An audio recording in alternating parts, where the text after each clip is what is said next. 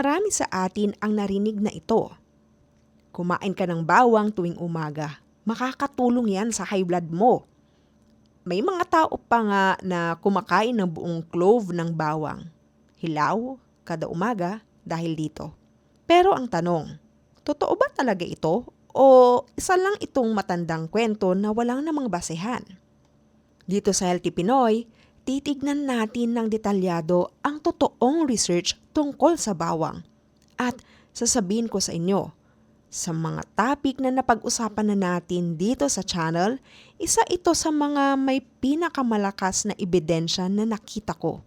Panoorin niyo hanggang dulo dahil may mahalagang babala din tayong pag-uusapan bago matapos ang video. Una, bago pa man tayo pumunta sa research, alamin muna natin ang kasaysayan ng bawang bilang natural na gamot.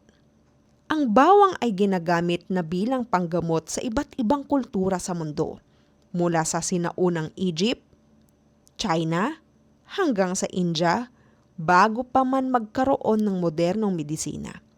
Sa Pilipinas naman, matagal na ring ginagamit ang bawang, hindi lang para sa high blood, kundi para na rin sa mga may sipon, ubo, at kahit sugat. Kaya hindi na ito bagong paniniwala. Matagal na itong bahagi ng ating tradisyon.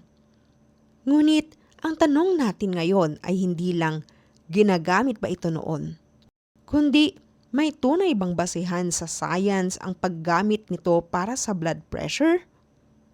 Ano ba ang laman ng bawang na maaaring makatulong sa blood pressure? Ang bawang ay may sangkap na tinatawag na allicin. Ito ang lumalabas kapag dinudurog o tinatadtad natin ang bawang. Ang allicin at iba pang sangkap dito ay may epekto sa pag-relax ng ugat natin. Kaya mas dumadaloy ng maayos ang dugo at bumababa ang presyon. Bukod sa allicin, may iba pa ring sangkap ang bawang gaya ng sulfur compounds na tumutulong din para bumaba ang inflammation sa katawan. Ang inflammation, kung hindi nyo pa alam, ay isa sa mga sanhi kung bakit tumitigas ang ating mga ugat sa paglipas ng panahon. At kapag matigas na ang ugat, mas mataas ang blood pressure. Ngayon, ano ang sinasabi ng research? Marami na palang malalaking pag-aaral, tinatawag na meta-analysis. Ibig sabihin, pinagsama-samang resulta ng maraming magkakahiwalay na studies na sinuri ang epekto ng bawang sa blood pressure. Isang malaking pag-aaral na sumuri ng 20 studies, halos 1,000 participants, ay nagpakita ng malinaw na pagbaba sa blood pressure. Mga 5 points ang pagbaba sa systolic, ang taas na numero sa blood pressure reading nyo. Pero dito palang mas nakakagulat. Sa mga taong may hypertension na, mas malaki pa ang epekto. Umaabot ito ng 8 hanggang 9 na points ang pagbaba sa systolic. Ihambing nyo ito sa epekto ng ilang first line na gamot para sa high blood. Malapit sila sa isa't isa. Kaya oo, malakas talaga ang ebidensya na nakakatulong ang bawang sa pagbaba ng blood pressure. At hindi lang isang pag-aaral na nagpapakita nito. Paulit-ulit itong lumalabas sa iba't ibang independent na studies. Kaya, mas maasahan ang resulta kumpara sa mga natural remedies na iisa lang ang pag-aaral na sumusuporta. Bukod sa blood pressure, may ilang pag-aaral din na nagpapakita ng ibang benepisyo ng bawang sa puso at daloy ng dugo. Ilang studies ang nagpapakita na ang bawang ay may epekto rin sa pagbaba ng bad cholesterol. Kilala rin bilang LDL. May epekto rin ito sa pagpapanipis ng dugo, kaya mas kaunti ang tsansang magkaroon ng clogging sa ugat. Kaya sa madaling salita, ang bawang ay hindi lang para sa blood pressure. May holistic na epekto ito sa kalusugan ng puso at daloy ng dugo natin. Pero, at mahalagang itong linawin, meron tayong dapat pag-ingatan.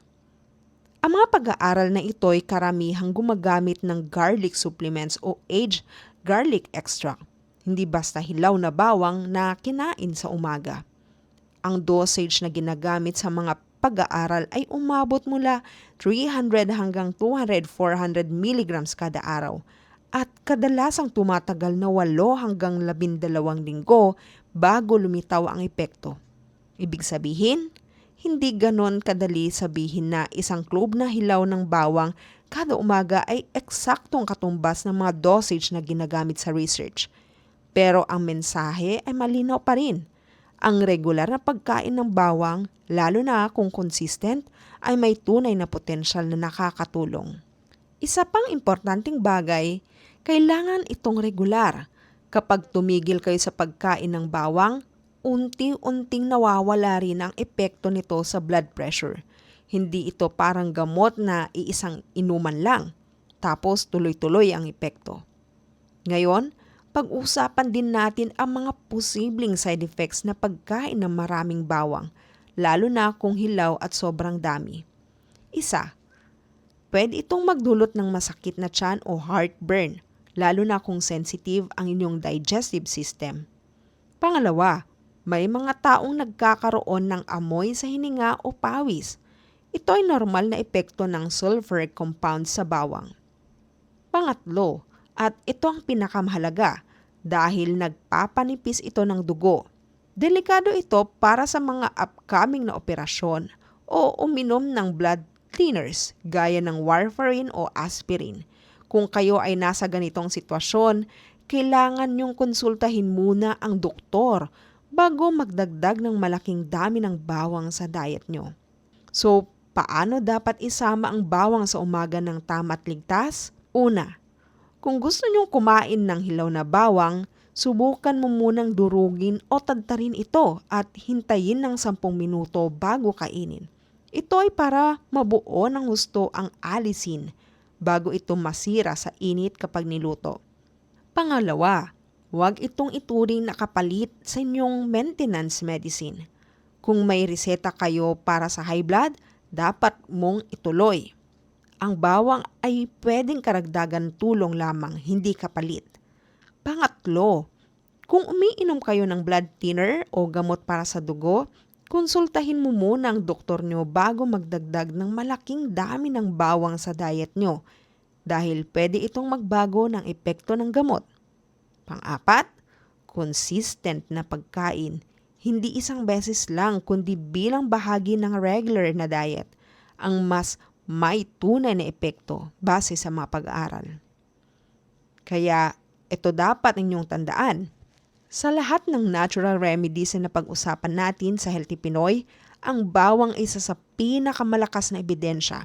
Hindi ito basta matandang kwento lamang, may tunay na science sa likod nito at paulit-ulit itong lumalabas sa iba't ibang independent na pag-aaral.